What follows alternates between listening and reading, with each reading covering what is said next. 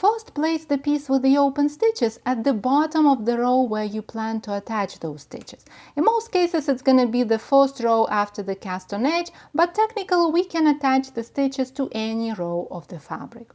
Thread the yarn tail into a wool needle. The yarn tail should be 3-4 times as long as the length of the future seam, and to make it easier for you to see how the seam is formed, I'm going to use yarn tail in a contrasting color.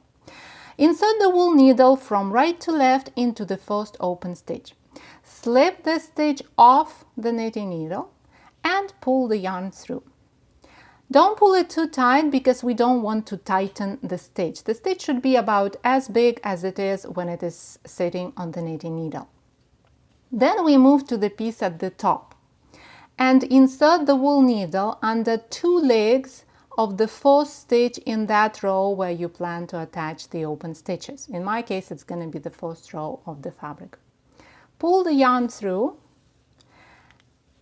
but don't pull it too tight. Each strand that forms the seam should be about as long as an average stitch within the fabric, so don't pull too tight.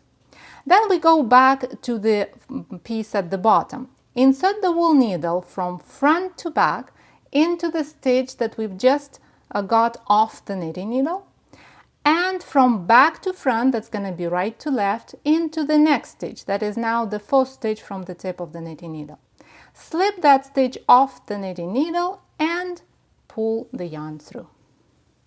Again, remember to keep the strands of about the same length, that is the length of the average stitch in the fabric. And then repeat these steps, going under 2 legs of the stitch at the top, and then going front to back and back to front into the stitches at the bottom, the open stitches. And do it until you join all open stitches to the other piece of the fabric. And then secure the yarn and hide the tail. If I used the yarn in the same color as the project, this seam would have been completely invisible. It is visible on the wrong side of the work, but it is so flat and neat that it won't look like a scar on your project, even if the wrong side of the work shows on certain occasions.